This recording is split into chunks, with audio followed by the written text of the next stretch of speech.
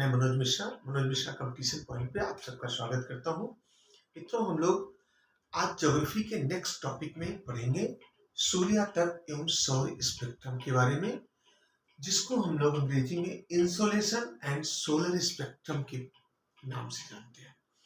तो इसके बारे में अगर हम लोग जानेंगे तो इसके पहले रिबैक में हम लोग अगर फ्लैशबैक में चले तो हम लोगों ने पढ़ा है कि पृथ्वी का एक ग्रह है और इसका अपना एक वायुमंडल है और इस पृथ्वी के वायुमंडल में करीब 5 स्तर पाए जाते हैं, जिसको हम लोगों ने देखा ट्रोपोस्फीयर, स्ट्रेटोस्फीयर, मेसोस्फीयर, आयनोस्फीयर और एक्सोस्फीयर के रूप में। और अगर हम यहाँ चर्चा करें सूर्य तक के क्रम में, सूर्य से आशय सूर्य से आने वाले ताप से है, अर्थात सूर्य की आने वाली किरणों से है। जैसे हम मान लें कि सूर्य हमारी पृथ्वी से यहाँ है और हम लोग जानते हैं कि इसकी दूरी 15 करोड़ किलोमीटर है। 15 करोड़ किलोमीटर। और यहां से इंसोलेशन सूर्य तक आगे बढ़ते हुए पृथ्वी पर आता है। तो जैसा कि हम लोग जानते हैं कि पृथ्वी के सूर्य के फोटोस्फीयर का टेम्परेचर 6000 डिग्री सेंटीग्रेड होता है और ये 15 करोड़ किलोमीटर की दूरी यहां से पृथ्वी का प्रकाश तय करता है। और इस पूरे प्रकाश का वेग हम लोग जानते हैं 3 × 10⁸ मीटर पर सेकंड। यह लाइट का वेग कहा जाता है, the velocity of the light. इस वेग से प्रकाश की किरणें पृथ्वी पर आती हैं और पृथ्वी पे आने के क्रम में इसमें टोटल 8 मिनट 20 सेकंड, इसे हम कहें 8 × 1/3 मिनट का समय लगता है। मिनट का समय लगता है और इसमें हम लोग इस पूरे वातावरण में इसके जब ये प्रकाश आता है तो इस प्रकाश का कुल 51% भाग पृथ्वी के वायुमंडल में और इसकी सतह द्वारा अवशोषित होता है। कितना भाग? 51%, इसे हम 51% कह सकते हैं। और यही 51% रेडिएशन या हीट पृथ्वी का औसत तापमान बना के रखता है 15 डिग्री सेंटीग्रेड। ये average temperature of the earth है। Average temperature of the earth है। अब हम लोगों ने ये बातें देखी कि कैसे इस 6000 degree centigrade temperature 15 crore kilometre चल के 3 × 10⁸ मीटर पर सेकंड की वेग से 8 मिनट और 20 सेकंड, जिसे हम कह सकते हैं 8⁻⁴ मिनट में यह पृथ्वी तक प्रकाश पहुंचता है इसका। और जो कि वायुमंडल पहले तो कुछ रिफ्लेक्ट होता है, कुछ इस विकिरण के माध्यम से इनका निराशित हो जाती है तरंगें, और जो पृथ्वी पे अवशोषित होती है ऊष्मा की मात्रा, वह पूरे प्रकाश का 51% होता है। और यही 51% 15 डिग्री सेंटीग्रेड औसत टेम्परेचर को पृथ्वी पे बनाए रखता है। और पृथ्वी पर प्रति किलोमीटर हम कहें कि पर किलोमीटर के हिसाब से 2 कैलोरी प्रति मिनट पर मीटर स्क्वायर, 2 कैलोरी पर मिनट पर मीटर स्क्वायर के हिसाब से ऊष्मा का फैलाव होता है। और ये 2 कैलोरी पर मिनट जो फैलाव होता है, इसको कहां से प्राप्त करती है यह पृथ्वी? तो हम लोगों ने पढ़ा है पृथ्वी की 2 दशा होती है इस सूर्य के चक्कर लगाने की क्रम में। एक बार यह पेरीहेलियन के रूप में होता है। आप लोगों को हमने आप देख सकते हैं जाके, जो हम लोग सोलर सिस्टम का टॉपिक पढ़े थे उसमें, इसे हम लोग उपसौर कहते हैं। उपसौर के रूप में जब पृथ्वी 2 जनवरी को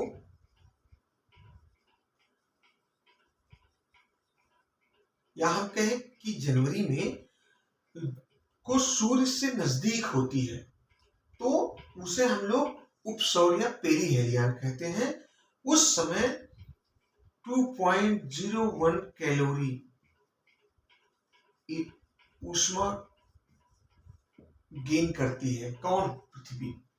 और जब यह अपसौर की स्थिति में होती है, जिसे हम लोगों ने पढ़ा था कि 4 जुलाई को अपसौर की स्थिति बनती है, और इस 4 जुलाई को अपसौर की स्थिति में यह 1.89 कैलोरी पर मीटर स्क्वायर ऊष्मा का गेन करती है।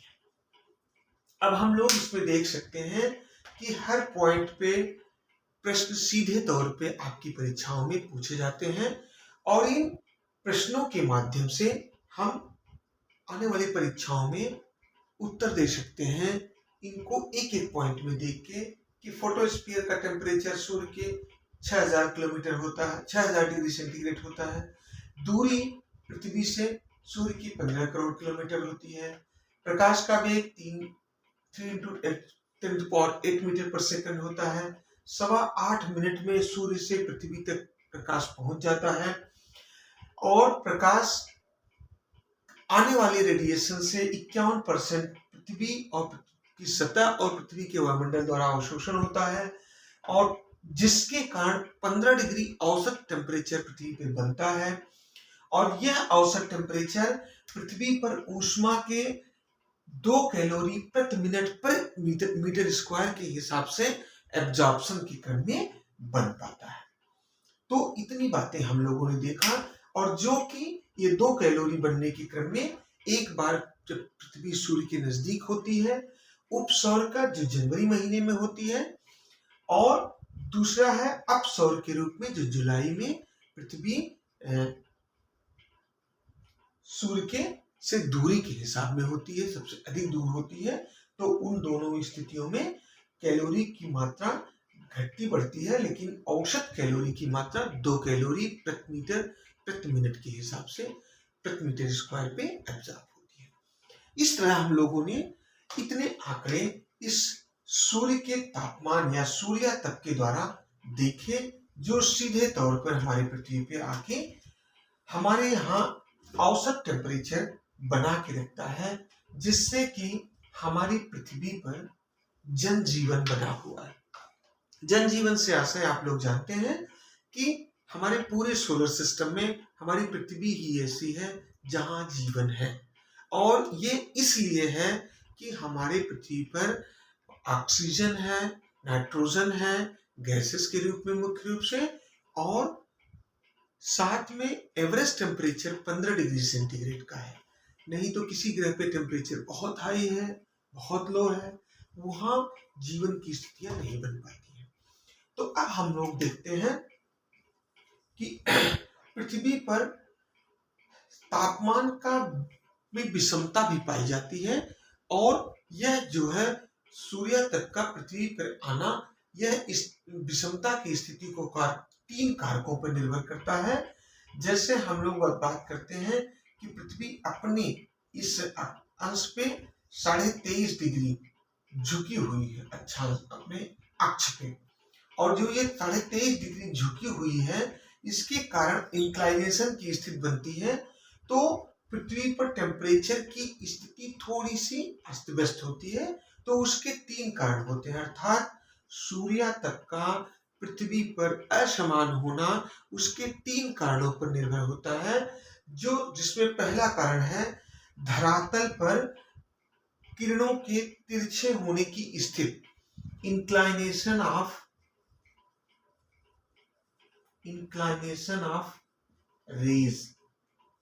रेज का मतलब सूर्य के किरणों का झुकाव, हम इसे एक लाइन में कहें तो किरणों का झुकाव, इंक्लाइनेशन या blending of the rays is the first reason which cause the dissimilarity in the insolation on earth।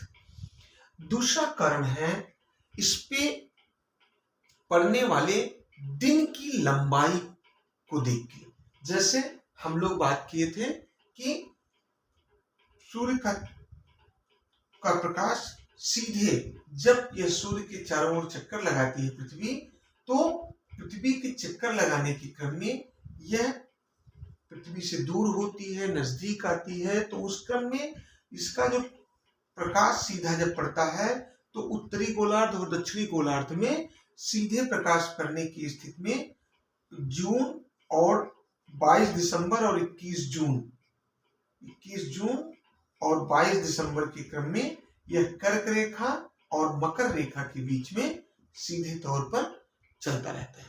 तो इससे क्या होता है, इसके रोटेटरी मूवमेंट के चलते जब सूर्य की किरणें सीधे 21 जून को कर्क रेखा पर पड़ती हैं और उस कर्क रेखा पर पड़ने के क्रम में उत्तरी गोलार्ध में, यह पूरा उत्तरी गोलार्ध में दिन का टेम्परेचर अधिक होता है, अर्थात जब दिन अधिक लंबा होगा तो ज्यादा सूर्य का प्रकाश होगा, और जब ज्यादा सूर्य का प्रकाश होगा तो वो टेम्परेचर उत्तरी गोलार्ध का अधिक होगा। तो इसके लिए दिन की लंबाई का अधिक होना, लेंथ ऑफ द डे, दिन की लंबाई का अधिक होना भी एक कारण है जो कि गोलार्धों में सूर्यातप की मात्रा को कम और ज्यादा स्पष्ट करता है। तीसरा कारण है, हम लोग पढ़े हैं कि पृथ्वी के चारों तरफ करीब 1000 किलोमीटर तक वायुमंडल है, और इस वायुमंडल में की पारगम्यता अगर अच्छी है तो सूर्यातप प्रॉपर ढंग से आ जाता है। अगर पारगम्यता, इसे हम लोग कहते हैं परमियाबिलिटी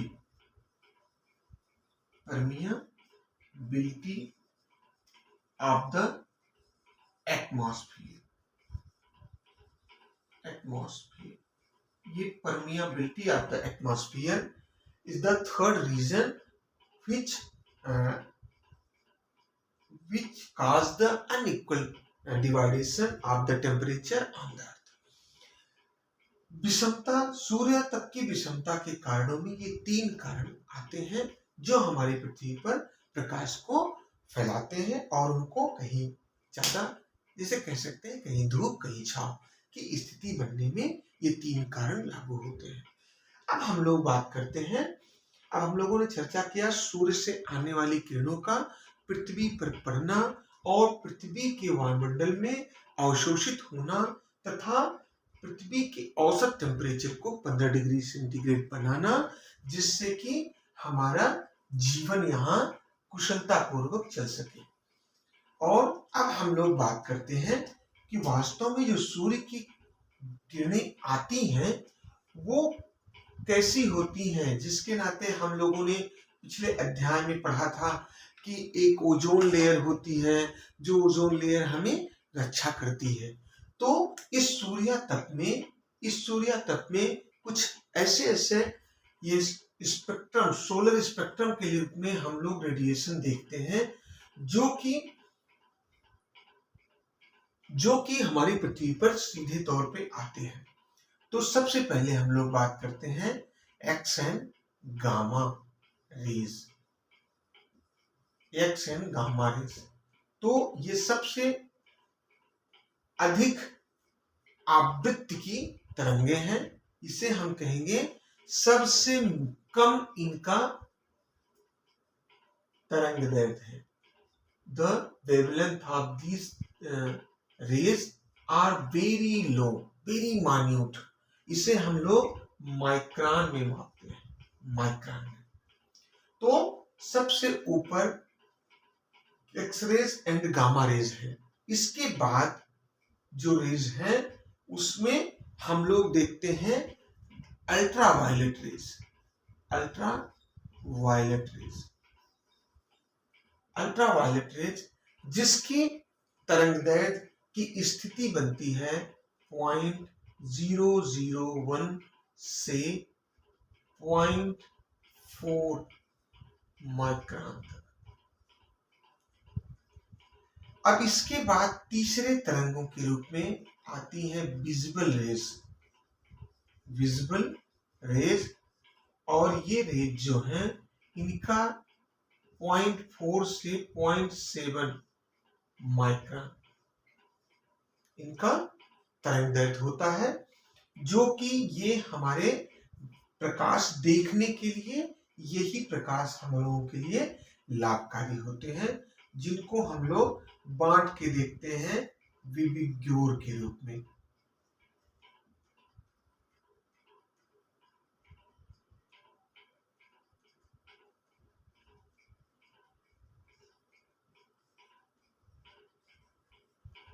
विविग्योर के रूप में। अब इसके बाद इंफ्रारेड रेज आती हैं,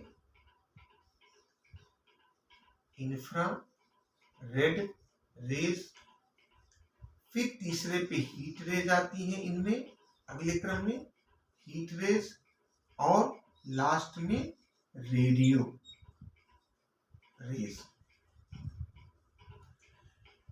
इसी के क्रम में हम देखें तो 0.7 से इनकी जो मात्रा है वो 3 माइक्रोन तक बढ़ जाती है, और 3 माइक्रोन से इसकी मात्रा 3 माइक्रोन से हम लोग देखते हैं तो ये 3000 माइक्रोन तक हो जाती है। और रेडियो रेज का जो तरंगदैर्घ्य है वो 3000 माइक्रोन से एबव हो जाता है। तो इस क्रम में हम लोग सोलर स्पेक्ट्रम की बात करते हैं, सौर स्पेक्ट्रम की बात करते हैं। इसमें ये